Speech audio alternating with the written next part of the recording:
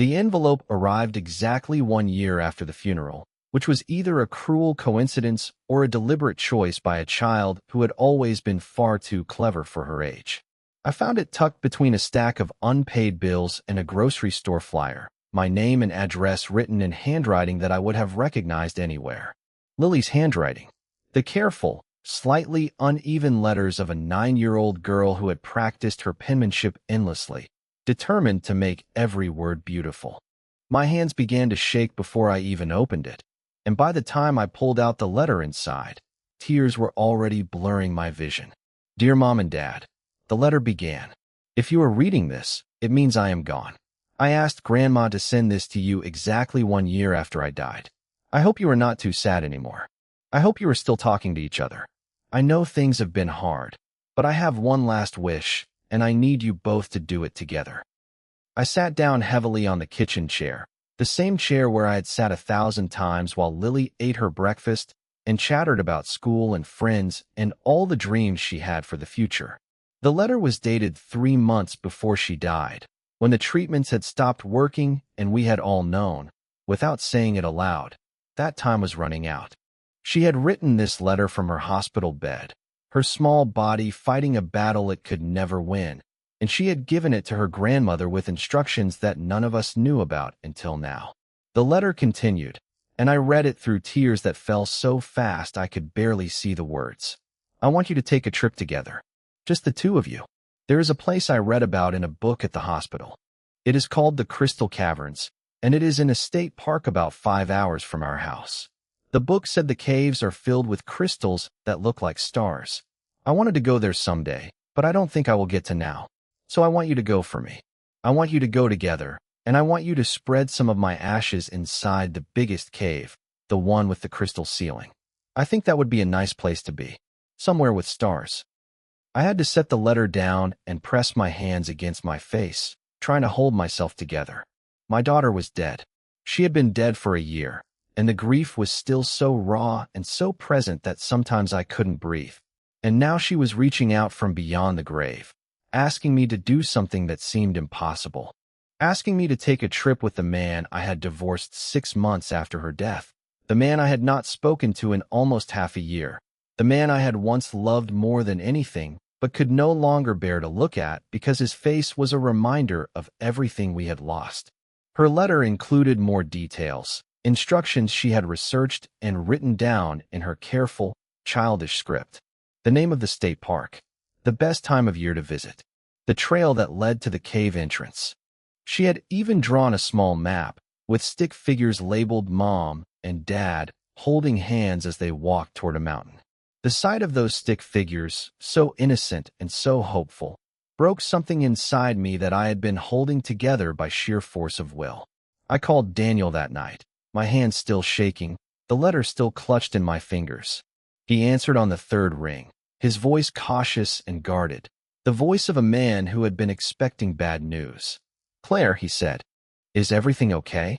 No, I said, and my voice came out as a sob. I got a letter. From Lily. She wrote it before she died, and her mother just sent it to me. She has a last wish, Daniel, and she wants us to do it together. There was a long silence on the other end of the line, so long that I thought he might have hung up. Then he said, very quietly, "Can I come over?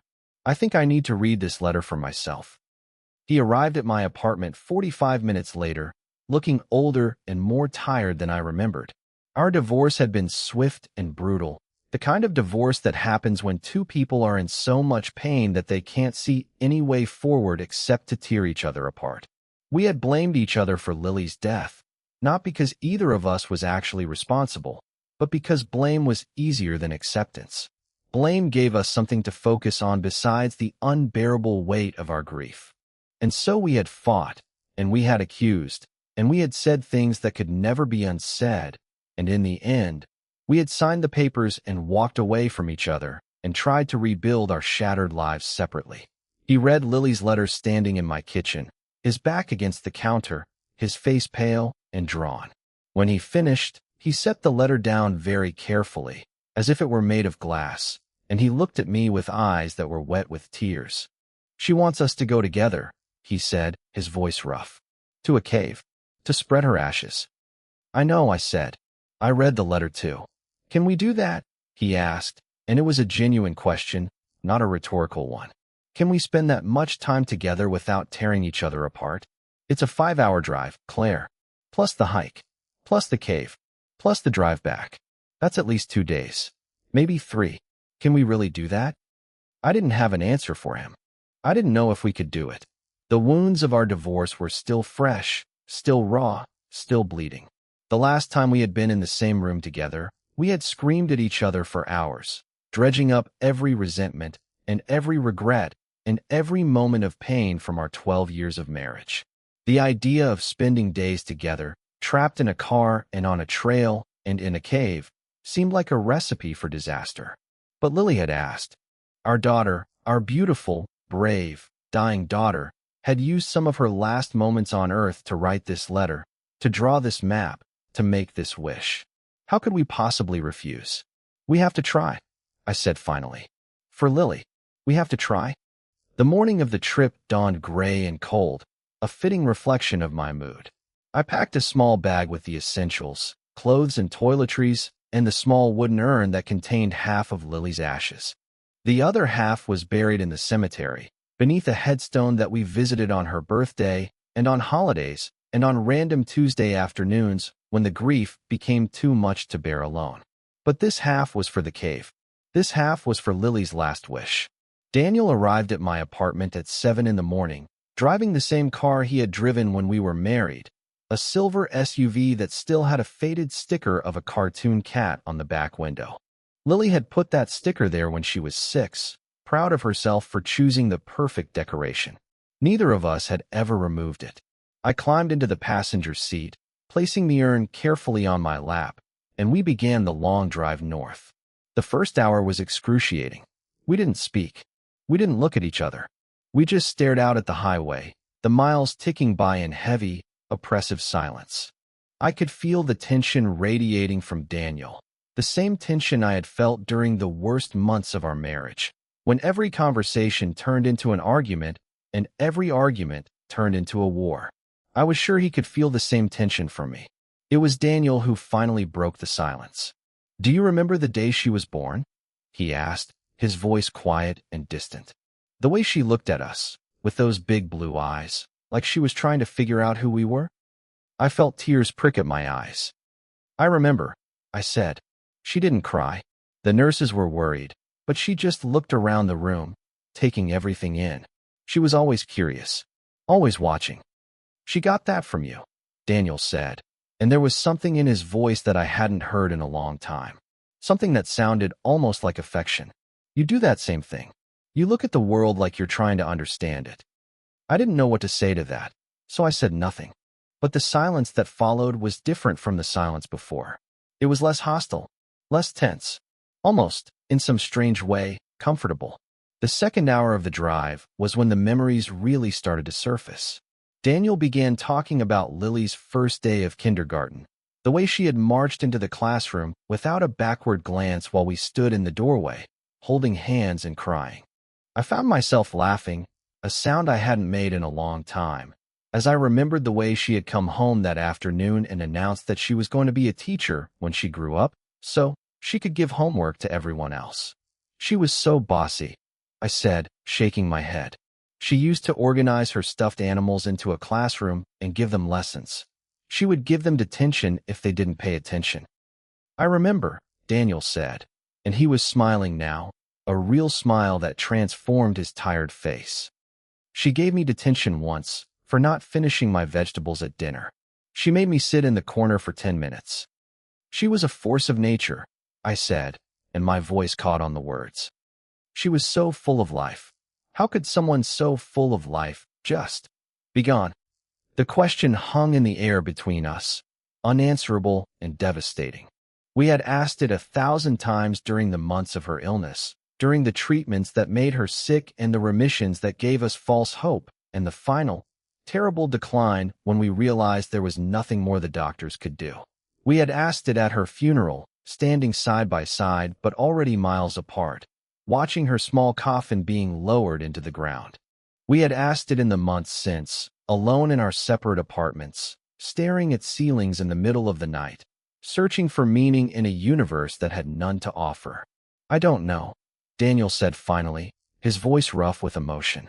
"I've been trying to figure that out for a year, and I still don't know. But I do know that she wouldn't want us to be like this. She wouldn't want us to be apart. She wouldn't want us to be angry and bitter and alone. That wasn't who she was." It was true. Lily had been a peacemaker, a child who couldn't stand conflict. Whenever Daniel and I had argued, she would insert herself between us, making jokes and funny faces until we couldn't help but laugh. She had been the glue that held our family together, and when she died, that glue had dissolved.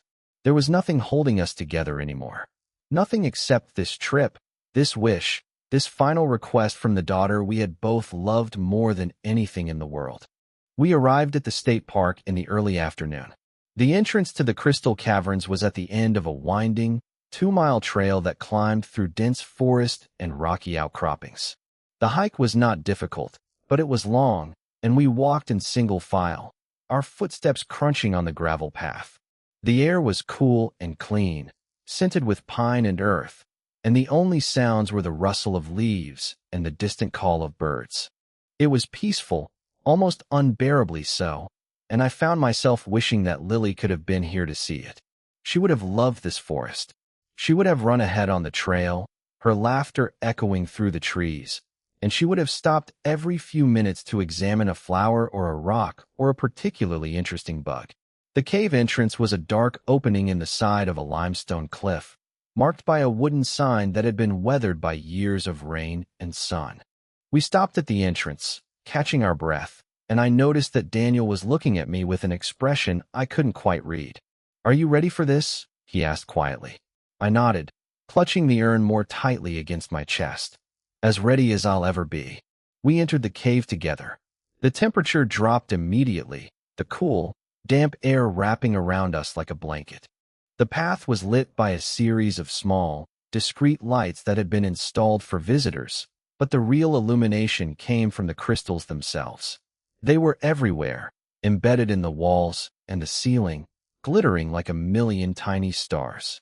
The book Lily had read was right. It did look like stars. It looked like the night sky had been brought underground, captured in stone, preserved for eternity. "It's beautiful," I whispered, my voice echoing softly in the cavern. "Oh, Lily, it's so beautiful." Daniel reached out and took my hand. It was the first time we had touched since the divorce, the first physical contact we had shared in months.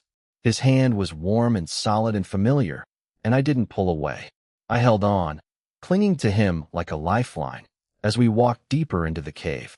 We found the biggest cavern at the end of the main path, a vast underground chamber with a ceiling that soared 50 feet above our heads. The crystals here were larger and more numerous, covering every surface in a dazzling display of light and color. It was exactly as Lily had described it. The crystal ceiling, the place where stars lived underground. "This is it," I said, my voice barely above a whisper. This is the place she wanted. We stood together in the center of the cavern, the urn between us, and we said goodbye to our daughter. We didn't have a ceremony. We didn't have any prepared words. We just opened the urn and released her ashes into the air, watching as they drifted upward and mingled with the crystals on the ceiling. She would be part of this place now, part of the stars she had dreamed about. She would be here forever. Afterward, we sat on a rocky ledge near the entrance of the cave, looking out at the forest below. The sun was beginning to set, painting the sky in shades of gold and rose and deep, velvety purple. We didn't speak for a long time. We just sat there, shoulder to shoulder, watching the light fade. Finally, Daniel broke the silence. "I'm sorry," he said, his voice quiet and raw. "For everything. For the things I said during the divorce. For blaming you for things that weren't your fault. For not being there when you needed me." "I'm sorry too," I said. "I blamed you because it was easier than facing my own guilt. I thought if I could make you the villain, I wouldn't have to look at myself. But I was wrong.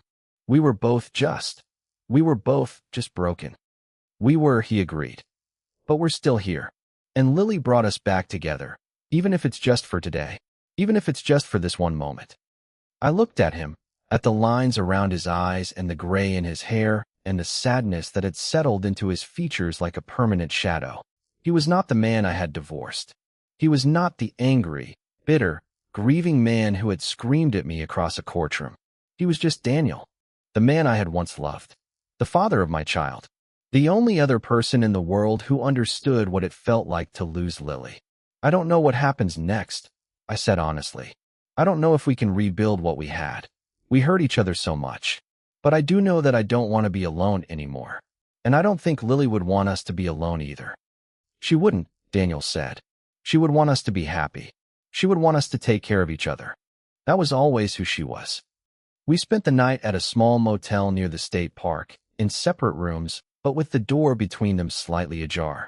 In the morning, we had breakfast together at a diner down the road, and we talked for hours, not about the past or the divorce or the pain, but about Lily, about the good memories, about the joy she had brought into our lives, about the legacy she had left behind.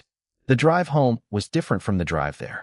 We talked, we laughed, we even sang along to the radio, badly and off-key, the way we used to do on family road trips when Lily was in the back seat, covering her ears and pretending to be embarrassed. The tension that had defined our interactions for the past year was gone, replaced by something softer, something that felt almost like hope. When we arrived back at my apartment, Daniel walked me to the door. We stood on the doorstep, awkward and uncertain, not knowing how to say goodbye. Finally, he reached out and took my hand, the same way he had done in the cave. "Thank you," he said quietly, "for doing this, for being brave enough to try. I know it wasn't easy." "It was what Lily wanted," I said, "and it was what I needed. I just didn't know it until now." He nodded, his eyes glistening. "Can I call you sometime? Maybe we could have coffee, or dinner, or just talk." I smiled, a real smile, the first one I had felt in a long time. "I'd like that," I said. "I'd like that a lot." He leaned forward and kissed me on the cheek, a gentle, tentative kiss that was more about connection than passion. Then he turned and walked back to his car, and I went inside my apartment and closed the door. But this time, the closing door didn't feel like an ending. It felt like a beginning. In the months that followed, Daniel and I began the slow, difficult process of rebuilding our relationship. It was not a straight path. There were setbacks and arguments and moments when we both wondered if we were making a mistake. But there were also moments of grace, moments of forgiveness, moments when we looked at each other and remembered why we had fallen in love in the first place. We started with coffee, then dinner, then long walks in the park where we talked about everything except the pain. We talked about Lily, about the good memories, about the laughter and the joy. We talked about the future, about what we wanted our lives to look like now that we had been given a second chance. And slowly, almost imperceptibly, the wounds began to heal. A year after our trip to the Crystal Caverns, Daniel and I stood together at Lily's grave, holding hands. The grief was still there. It would always be there. But it was no longer the only thing. There was gratitude now. There was love. There was the quiet, steady knowledge that our daughter was still with us, still guiding us, still bringing us together in ways we never could have imagined. "Thank you, Lily," I whispered, looking up at the sky. "For everything. For your letter. For your wish. For bringing us back to each other." Daniel squeezed my hand, and I knew he was thinking the same thing. Our daughter had given us one last gift. The gift of each other. And we would spend the rest of our lives trying to be worthy of it.